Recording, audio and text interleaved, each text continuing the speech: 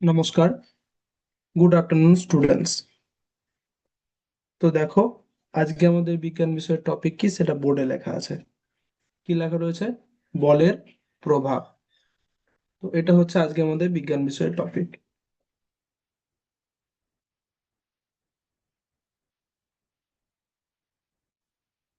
তো আজকে তোমাদের আমি এই বলের প্রভাব সম্পর্কে যা যা তোমাদের জানা দরকার, তো সেগুলো আমি তোমাদের পড়াবো। যদি কোনো রকম তোমাদের মনে তাছাড়া কোনো রকম প্রশ্ন আসে, সেটা কিন্তু অবশ্যই তোমরা আমাকে জানাবে। ঠিক আছে? তো এরপর আমরা কি করব? ক্লাস শুরু করার আগেই আমরা একটা আহ উক্তি উক্তি পড়ে নেবো, শিক্ষামূলক উক্তি। তো চলো দেখে নিই, আমি স্ক্রিন শেয়ার করছি, তোমরা দেখো। আশা করছি তোমরা দেখতে পাবে।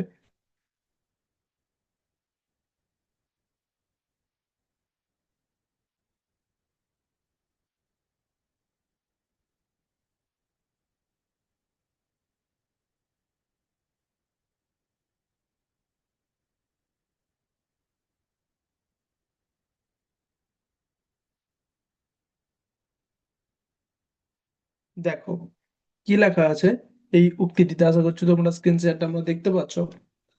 এখানে লেখা আছে যে পরিশ্রমী শ্রেষ্ঠ শিক্ষক, যে শেখায় কখনো হার মানতে নেই। বলছে পরিশ্রমী শ্রেষ্ঠ শিক্ষক, যে শেখায় কখনো হার মানতে নেই। তাহলে এই উক্তিটির অর্থ তোমরা কি বুঝতে পারছো? যে তোমাদেরকে কঠোর পরিশ্রম করতে হবে, তাই না? একদমই তাই। তাহলে চলো একটু এই কথাটার আমরা একটু ব্যাখ্যা করে নিই, যে এই কথাটার মাধ্যমে আর কি বোঝাতে চেয়েছে। বলছে উক্তিটির মূল শিক্ষা হলো, মানুষের জীবনে সফল হতে হলে পরিশ্রম সবচেয়ে গুরুত্বপূর্ণ। পরিশ্রম এমন এক শক্তি যা আমাদের ভুল থেকে শিখতে সাহায্য করে, অভিজ্ঞতা বাড়ায় এবং ধৈর্য শেখায়। যিনি নিয়মিত চেষ্টা করে যান, তিনি একসময় নিশ্চয়ই সফল হন। পরিশ্রম আমাদের শেখায়, যে কাজে বাধা আসুক না কেন, আসুক না আসুক, যে কাজে বাধা আসুক বা না আসুক, চেষ্টা থামানো যাবে না। সফলতা রাতারাতি আসে না, নিয়মিত পরিশ্রমী সাফল্যের চাবিকাঠি। হাল ছেড়ে দিলে কেউই এগোতে পারে না, কিন্তু চেষ্টা চালিয়ে গেলে বড় লক্ষ্যও অর্জন করা যায়। অর্থাৎ পরিশ্রমী মানুষের আসল শিক্ষক, কারণ এটি মানুষকে আত্মবিশ্বাসী করে, শক্তিশালী করে এবং শেখায় যে কখনো হাল ছাড়া যাবে না। ঠিক আছে, তো এটাই আমি একটু ইংরেজিতে তোমাদের বলে দিচ্ছি, আশা করি বুঝতে পারলে বাংলাতে তাহলে কি বলতে যাচ্ছে, যে পরিশ্রম করাটাই কিন্তু আমাদের জীবনে মেন লক্ষ্য হওয়া দরকার, এবং পরিশ্রম করলে তাহলে কিন্তু সফলতা আসবে। ঠিক আছে? তো বলছে hard work is the best teacher, it teaches us never to give up.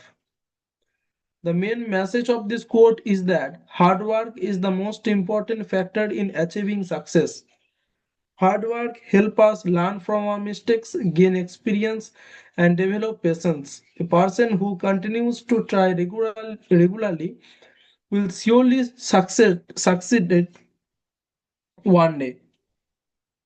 Hard work teaches us that কি কি শেখায় আমাদেরকে কঠোর পরিশ্রম।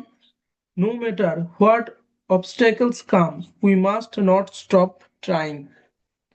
Success does not come overnight.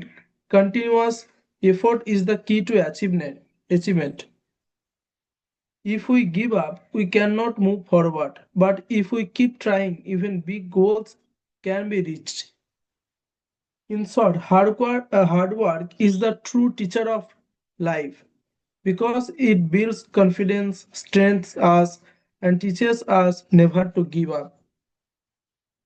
তাহলে আশা করছি তোমরা এই যে উক্তিটির অর্থ খুব সহজেই বুঝতে পেরেছো। উক্তিটির অর্থ কি রয়েছে এখানে, তাহলে তোমরা বুঝতে পারলে উক্তিটি এবং কি রয়েছে, আবারও বলে দিচ্ছি দেখো। পরিশ্রমী শ্রেষ্ঠ শিক্ষক, যে শেখায় কখনো হার মানতে নেই। তো আমি তোমাদের কাছ থেকে আশা রাখছি যে তোমরা অবশ্যই এই যে উক্তিটি আমি তোমাদেরকে বোঝালাম বা ব্যাখ্যা করলাম, সেটাকে তোমরা কি করবে, তোমাদের নিজের জীবনেও কাজে লাগাবে। এটা আমি তোমাদের কাছ থেকে আশা করছি। ঠিক আছে, তো চলো এরপর আমরা কি করব, এরপর আমরা চলে যাব আমাদের যে মেন টপিক কি রয়েছে, বলের প্রভাব, এফ আহ, যে বলের প্রভাব রয়েছে সেইখানে। আমাদের যে main topic efforts of force, তাই না? বলের প্রভাব, বলের প্রভাবে আমরা তাহলে আচ্ছা তোমরা আগে, তার আগে বলো যে বলের প্রভাব মানে তোমরা কি বুঝতে চাইছো, মানে বুঝতে পারছো। আগের দিন আমরা পড়েছিলাম বল সম্পর্কে, তোমাদেরকে আমি পড়েছিলাম, বলের ধারণা একটা দিয়েছিলাম। ঠিক আছে, বলের ধারণা এবং বলের একক সম্পর্কে আমরা ক্লাস করিয়েছিলাম আমি তোমাদেরকে আগের ক্লাসে। তো এখন তোমরা বলো যে বল সম্পর্কে তোমাদের কি ধারণা জন্মেছে, বা তোমরা কতটা কি ঘরে পড়েছো, বা কতটা আমার আগের ক্লাসেই বা কতটা কি বুঝতে পেরেছো, সেটা একটু বলো দেখি, নিজে নিজে বলার চেষ্টা করো।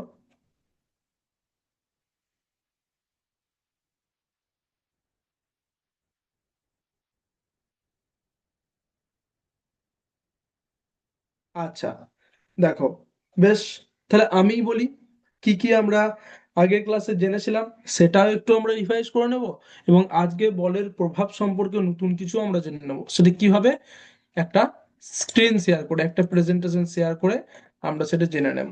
দেখো, তো আশা করছি তোমরা আমার স্ক্রিন শেয়ারটা এবার দেখতে পাচ্ছ। আমার স্ক্রিন শেয়ারটাতে কি রয়েছে বলো লেখা? আমার স্ক্রিন শেয়ারটাতে লেখা রয়েছে বলের প্রভাব।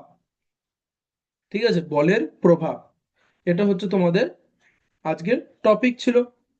তো এরপর আমরা দেখে নিই, প্রথমে আমরা জানবো, রিভিশন করব যে বল জিনিসটা কি। একবার ছোট করে জেনে নিই যে বল জিনিসটা কি। দেখো বল কি লেখা রয়েছে, এবং একটা ছবি দেওয়া রয়েছে, খুব সুন্দর একটা ছবি। একজন একটা বাক্সকে বা এই বক্সটাকে টানছে, আর একজন এই বক্সটাকে ঠেলছে। সরি। তো একজন এই এই বক্সটাকে একজন টানছে এবং একজন ঠেলছে। তো বলছে বল হলো একটি ধাক্কা বা টান। খুব সহজ ভাষায় বলেছে। আগে তোমাদেরকে বড় একটা সংজ্ঞা আমি শুনিয়েছিলাম বা বলেছিলাম, বুঝিয়েছিলাম যে বল হলো একটি ধাক্কা বা টান। কোনো স্থির বস্তুকে সরাতে বা কোনো সচল বস্তুকে থামাতে আমরা বল প্রয়োগ করি। দেখো কি বলছে, কোনো স্থির বস্তু, কোনো একটা স্থির বস্তু যেটা দাঁড়িয়ে আছে, তাকে সরাতে, বা কোনো সচল বস্তু অর্থাৎ যে বস্তুটা চলছে তাকে থামাতে আমরা বল প্রয়োগ করে থাকি। উদাহরণ কি বলছে, দরজা খোলা, ধাক্কা দেওয়া, কুয়ো থেকে জল তোলা, টান দেওয়া। তাহলে এগুলো কিন্তু সব কি না, বলের প্রয়োগ করেছি আমরা। ঠিক আছে, কিসের প্রয়োগ করেছি, বলের প্রয়োগ করেছি। তাহলে আশা করছি তোমরা বুঝতে পারলে যে বল জিনিসটা কি। Very good. এখানে একটি জিনিস বলছে, আমি আরো বলে দিয়ে থাকি, তোমাদের বলে দিচ্ছি। বল প্রয়োগ করার জন্য দুটি বস্তুর মধ্যে পারস্পরিক ক্রিয়া প্রয়োজন। দুটো বস্তু বলতে কি কি, যদি আমি একটা, এখানে যেমন এই এই বাচ্চাটাই বক্সটাকে ঠেলছে, তো দুটো বস্তু বলতে একটা হচ্ছে এই বাচ্চাটা, আর একটা হচ্ছে এই বক্সটা, এটা হচ্ছে দুটো বস্তু। তো দুটো বস্তুর মধ্যে পারস্পরিক ক্রিয়ার প্রয়োজন আছে। ক্রিয়া বলতে কাজ করা। যেমন আপনি যখন একটি ফুটবলকে লাথি মারেন, তখন আপনার পা এবং ফুটবলের মধ্যে একটি ক্রিয়া ঘটে, বলেই কিন্তু বল ঘটছে, বা বল একেই বলছে বল।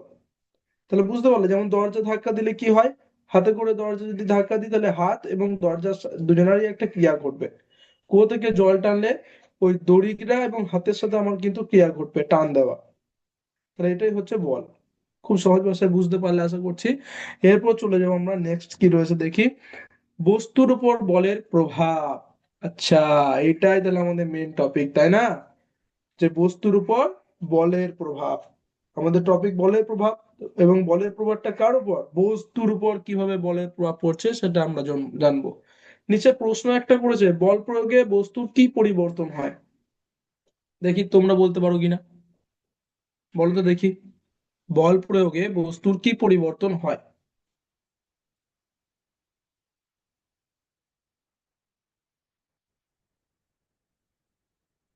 চলো দেখে নি তাহলে আমরা, বস্তুর উপর বল প্রয়োগের প্রভাবে বস্তুর কি পরিবর্তন হয়ে থাকে। দেখো কি বলছে, গতির পরিবর্তন হয়। এক নম্বর হচ্ছে গতির পরিবর্তন হয়। তো গতির পরিবর্তন বলতে কি হয়? দেখো, শুরু ও শেষ। দেখি এক নম্বর কি বলছে, স্থির বস্তুকে গতিশীল করা। একটি বল যখন স্থির থাকে তখন তাকে লাথি মারলে বা ধাক্কা দিলে সেটি চলতে শুরু করে। একটি বল যখন স্থির থাকে তখন তাকে লাথি মারলে বা ধাক্কা দিলে সেটি চলতে শুরু করে। এটা কি? তাহলে স্থির বস্তুকে গতিশীল করা। তাহলে এখানে গতির পরিবর্তন করা হচ্ছে। ওটা স্থির ছিল, তাকে লাথি মারলাম, সে চলতে শুরু করলো, তাহলে গতির পরিবর্তন হলো। তা সেটা হচ্ছে স্থির বস্তুকে গতিশীল করা। এবং বলছে দেখো, গতিশীল বস্তুকে থামানো, অর্থাৎ একটি চলন্ত বস্তুর গতির বিপরীতে বল প্রয়োগ করলে বস্তুটি থেমে যায়। যেমন গোলকিপার বল ধরলে বল থেমে যায়, খুব জোরে তুমি গোলকিপারের দিকে গোল করার জন্য বলটা পায়ে করে লাথি মারলে, কিন্তু কি হলো, শেষমেশ বলটা গোলকিপার হাতে করে ধরে নিল। দেখো হাতের ছবিও দেওয়া আছে এখানে, তুমি এইভাবে লাথি মারলে এবং এটা এটা কি, এটা স্থির বস্তুকে গতিশীল করলে, অর্থাৎ বলটাকে লাথি মারলে, কিন্তু ফুটবল এই হাত দিয়ে বলটাকে ধরে নিল। তাহলে কি হলো? তাহলে এটাই হলো যে গতিশীল, এখানেও তাহলে কি, বস্তুটা গতিশীল ছিল, বস্তু বলতে বলটা গতিশীল ছিল, সেটাকে গোলকিপার স্থির করে দিল, তাহলে এখানেও গতির পরিবর্তন হলো। তাহলে বুঝতে পারলে গতির পরিবর্তন হয় বলের প্রভাবে। 2 নম্বর দেখি কি রয়েছে। দেখো, আবার দিয়েছে দেখো 2 নম্বর, গতির পরিবর্তন, বেগ ও দিক। এটা ছিল শুরু ও শেষ, কেমন ভাবে করলাম বুঝতে পারলে, আর কি বোঝালাম সেটা বুঝতে পারলে। এরপর হচ্ছে 2 নম্বর, গতির পরিবর্তন বেগ ও দিকের ক্ষেত্রে। কি বলছে দেখো, গতি বাড়ানো বা কমানো, চলন্ত দোলনাকে পেছন থেকে ধাক্কা দিলে তার গতি বেড়ে যায়, আবার উল্টো দিক থেকে টানলে গতি কমে যায়। তাহলে এটাও একটা পরিবর্তন। এখানে কিন্তু কেউ স্থির নয়, ভালো করে লক্ষ্য করবে, আগেরটাতে বলটা স্থির ছিল, যাকে তুমি সচল করছিলে বা সচল ছিল স্থির বানাচ্ছিলে, কিন্তু এখানে কি বলছে, চলন্ত দোলনাকে, কোনো চলন্ত দোলনাকে পেছন থেকে ধাক্কা দিলে তার গতি বেড়ে যাবে এবং উল্টো দিক থেকে টানলে গতি কমে যাবে। মানে তুমি একবারও কিন্তু দাঁড় করাচ্ছ না, গতি বাড়ানো বা কমানো করাচ্ছ, এটা তাহলে গতির পরিবর্তন। একদমই তাই।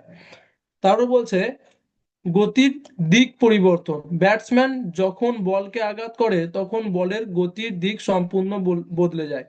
অর্থাৎ কি, তার মানে হচ্ছে ধরো তোমার দিকে একটা কেউ বল জোরে ছুড়ে মারলো, তোমার দিকে মারলো, তুমি ব্যাটে করে সেটা উল্টো দিকে, একদম তার বিপরীত দিকে সেই বলটাকে ঘুরিয়ে দিলে, তাহলে কি হলো, গতির দিক পরিবর্তন হলো।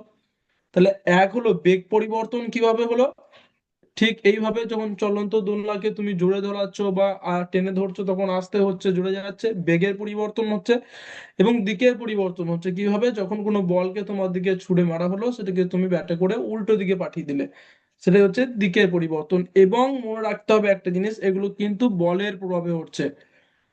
যেমন করে বলটা তোমার দিকে বলটা তোমাকে খেলার বলটা ছোড়া হয়েছিল, সেখানেও বল প্রয়োগ হচ্ছে, ঠিক তেমনি তুমি যখন ব্যাটটা চালিয়ে বলটাকে উল্টো দিকে পাঠাচ্ছ, তো সেখানেও কিন্তু বল প্রয়োগ হচ্ছে। তাহলে বুঝতে পারছো? তো গতির পরিবর্তন, বেগ ও দিক, এটা আশা করছি তোমরা বুঝতে পেরেছো। আর কি রয়েছে দেখি। 3 নম্বর হচ্ছে আকারের পরিবর্তন। এখানে কি করছে, একটা মানুষ একটা বল নিয়েছে, স্পঞ্জের বল, সেটাকে হাতে করে চাপ দিয়েছে, তাতে কি হয়েছে, দেখো স্পঞ্জের বলটা লম্বা পারা হয়ে গেছে, চুপসে গেছে, তাই না, চুপসে গেছে এটাকে বলে, ঢুকে গেছে, এটা স্পঞ্জের বল। তো কেন, কেন এই কথাটা বললাম, কারণ স্পঞ্জের বল বা যে কোনো বল আমরা সাধারণত জানি গোল আকারের হয়। আকারটা কিরকম হয়, গোল হয়। যখনই সেটার উপর বল প্রয়োগ করা হলো, মানে হাতে করে চাপ দেওয়া হলো, তার আকারটা এরকম লম্বা করা হয়ে গেল, এই যে ছবিতে দেখতে পাচ্ছ লম্বা করা হয়ে গেল। তাহলে কি বল প্রয়োগের ফলে তাহলে আকারের পরিবর্তন হচ্ছে, মানছো কি মানছো না? সব কিন্তু একদম তোমাদের চোখের সামনে হচ্ছে যে বল প্রয়োগের ফলে কি হলো, না আকারে পরিবর্তন হলো। দেখো ওটাই বলেছে, বল প্রয়োগ করলে কোনো বস্তুর আকার বা আকৃতি বদলে যেতে পারে। আরো এক্সাম্পল তোমাদের এখানে দিয়েছে, দেখো কি বলছে, একটি নরম স্পঞ্জ বা বলকে হাত দিয়ে চাপলে সেটি ছোট হয়ে যায়, যেটা তোমরা দেখতে পাচ্ছ। 2 নম্বর বলছে আটার তাল মাখলে তার আকৃতি পরিবর্তন হয়। দেখেছো মায়েরা রুটি করে ঘরে, মায়েরা দিদিরা রুটি করে, তখন কি হয়, তারা কি করে, যে আটা ময়দা দিয়ে যে গোল গোল করা হয়, লই বলা হয় যেগুলোকে, সেইগুলোকে কি, সেইগুলোকে একটু চাপ দিলে সেগুলোর আকার পরিবর্তন হয়। এমনকি আমরা ছোটবেলাতে ওইগুলো দিয়ে অনেক কিছু বানাতাম, পুতুল, তারপরে সাপ, এসব বানাতাম। কি করে হতো, সেইটা দিয়ে যখন বানাতাম তাহলে এখন বল প্রয়োগ করতে হতো।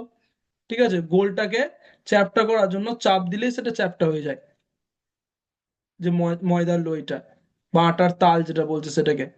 তাহলে বুঝতে পারছো, তাহলে আকৃতি পরিবর্তন করতে কিন্তু বলের প্রয়োগ করতে হচ্ছে। রাবার ব্যান্ড টানলে সেটি লম্বা হয়। ধরো একটা রাবার ব্যান্ড কি রঙের, সরি মানে আকারটা কি কালারের, কি আকারের হয়, আকারটা কেমন হয়, আকারটা হয় গোল আকৃতি, তাই না?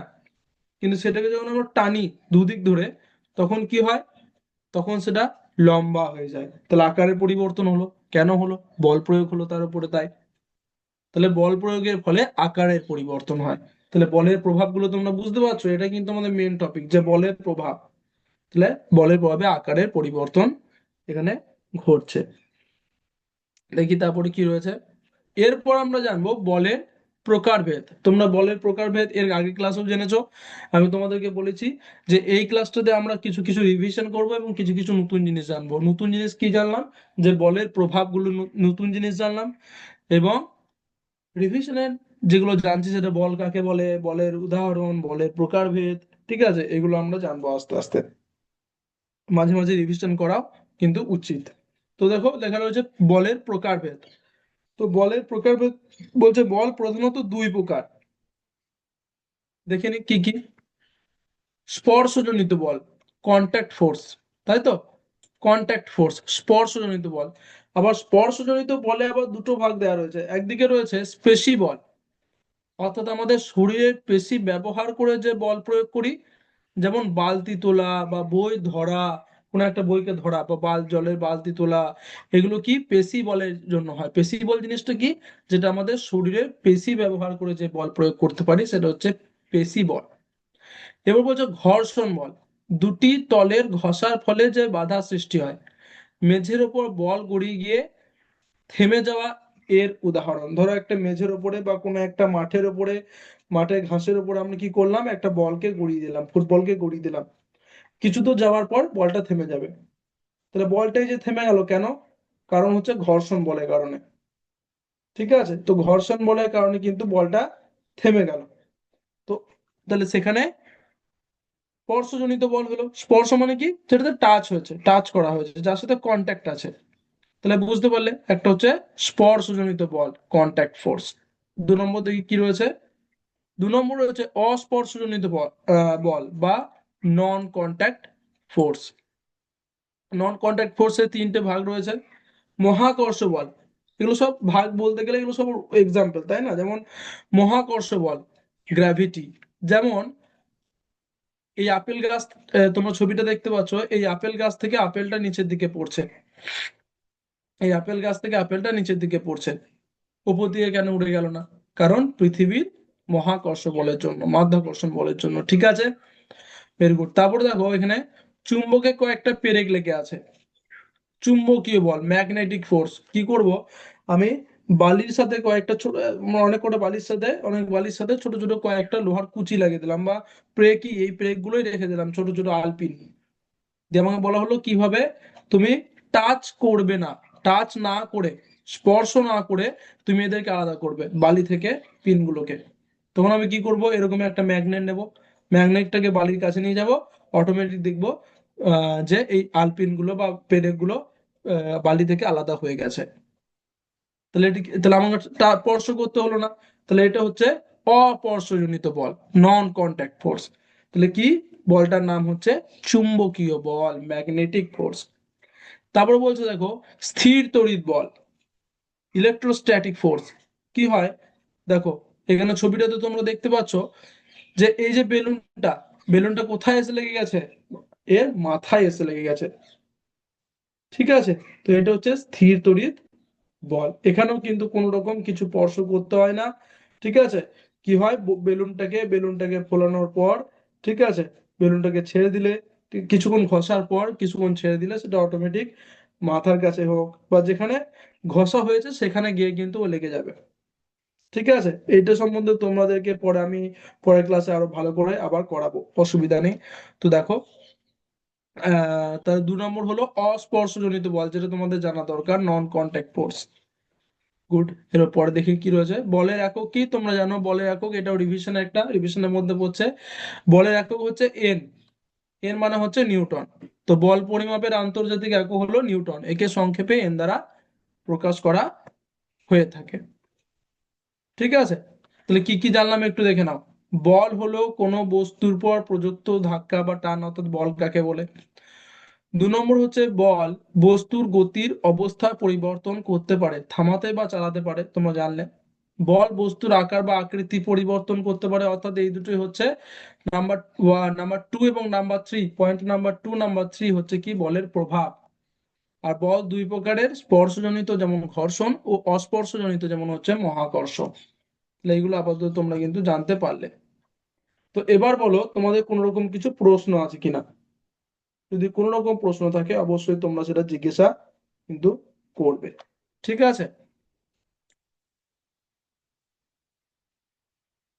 এরপর আমরা তো আশা করছি তোমাদের কাছ থেকে যে তোমরা এই বলের প্রভাব সম্পর্কে, এফোর্টস অফ ফোর্স যেটা, সেটা সম্পর্কে তোমরা কিছুটা হলেও বুঝতে পেরেছো।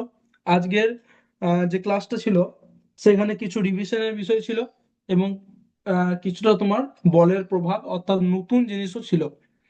তো এরপর আমরা কি করব, এরপর আমরা একটা ওয়ার্ড ওয়াল করে নেব, যে তোমরা কতটা রিভিশন গুলোই মনে রেখেছো এবং আজকের ক্লাসে যে নতুন জিনিসটা পড়ালাম, টপিকটা বলের প্রভাব, এফোর্টস অফ ফোর্স, তো সেটা সম্বন্ধে কি কি মনে রেখেছো সেটা আমরা একটু,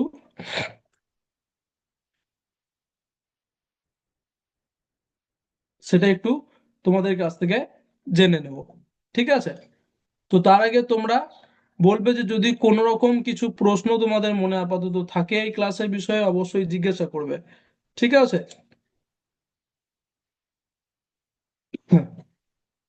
যাতে সেই প্রশ্নগুলোর উত্তর কিন্তু আমি তোমাদের দিতে পারি।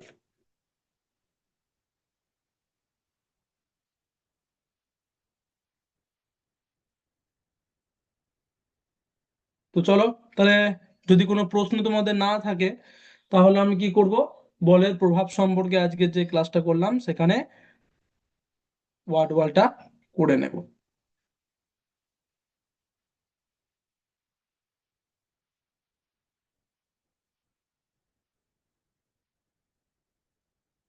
দেখো এখানে আশা করছি তোমরা আমার স্ক্রিন শেয়ারটা দেখতে পাচ্ছ, লেখা রয়েছে বলের প্রভাব, effects of effects of force, তাই না, বলের প্রভাব।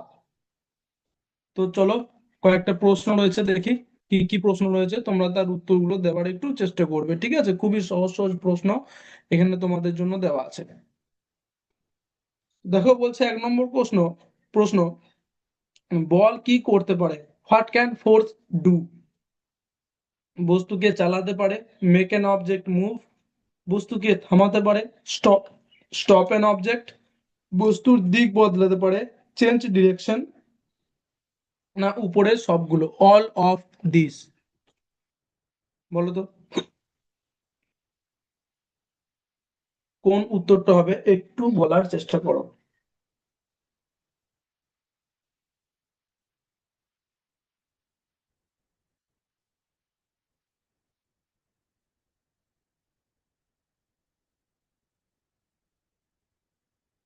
তো এর উত্তরটা আমি বলে দিচ্ছি, দেখো বল কি করতে পারে, বস্তুকে চালাতেও পারে, বস্তুকে থামাতেও পারে, বস্তুর দিকও বদলাতে পারে। তাহলে এই তিনটা অপশনকে নিয়ে হবে উপরের সবগুলো, অল অফ দিস, উপরের সবগুলোই হচ্ছে এর উত্তর। দেখে নি পরের প্রশ্ন কি রয়েছে। কোনটি বস্তুর আকৃতি পরিবর্তন করতে সাহায্য করে? Which can change the shape of an object? বল, এক নম্বর অপশন হচ্ছে বল বা ফোর্স যেটাকে বলা হয়, বা আলো লাইট। কোনটা বলো তো যেটা বস্তুর আকৃতি পরিবর্তন করতে সাহায্য করে? আমি সময় দিচ্ছি তোমাদেরকে, তোমরা বলার একটু চেষ্টা করো, কারণ এগুলো সব রিভিশন আজকে করলাম, আগের দিন ক্লাসেও এগুলো করেছিলাম, এবং কিছু কিছু নতুন জিনিসও আমরা শিখেছি আজ।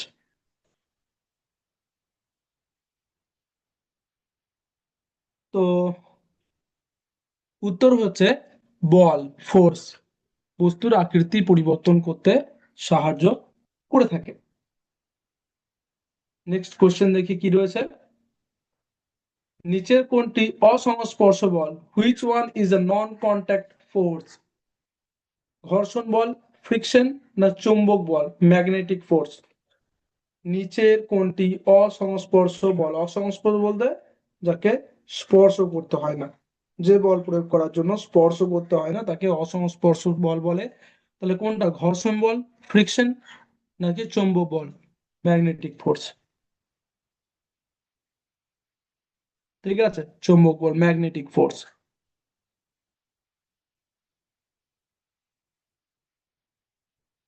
ওকে, নেক্সট কোশ্চেন দেখি। কোন বলের কারণে আম গাছ থেকে পড়ে? Which force makes a mango fall from a tree? ঘর্ষণ বল, না মহাকর্ষ বল, ফ্রিকশন, না গ্র্যাভিটি? বলো তো, কোন বলের কারণে আম গাছ থেকে পড়ে? মহাকর্ষ বল, গ্র্যাভিটির কারণে। গুড। এরপর আমরা নেক্সট কোয়েশ্চেন দেখে নিই কি রয়েছে। কোনটি সংস্পর্শ বল? Which one is a contact force? চুম্বক বল নাকি ঘর্ষণ বল? কোনটি সংস্পর্শ বল, মানে স্পর্শ করতে হয়? ঘর্ষণ বল, তাই না, ফ্রিকশন। তারপর কি বলছে, সাইকেলের গতি কমানোর জন্য কোন বল ব্যবহৃত হয়? Which force is use to reduce the speed of A bicycle? ঘর্ষণ বল না চুম্বক বল গতি কমানোর জন্য? ঘর্ষণ বল, তাই না, ফ্রিকশন। নেক্সট কোশ্চেন দেখিনি। কোন কাজ করলে বল প্রয়োগ করা হয়? কোন কাজ করলে বল প্রয়োগ করা হয়? Which action involves applying force? বাতাস বইছে না পাথর ঠেলা?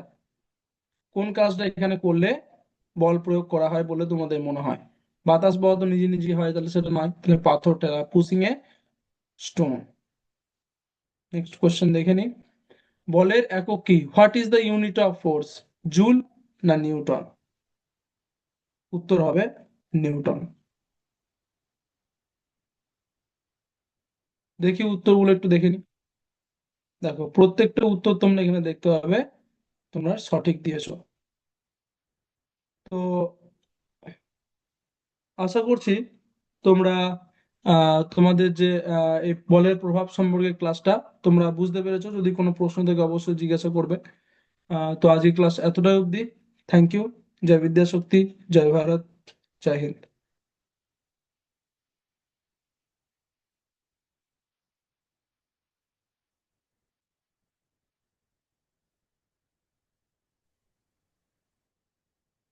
Should I start the session, sir? 1 second, ma'am.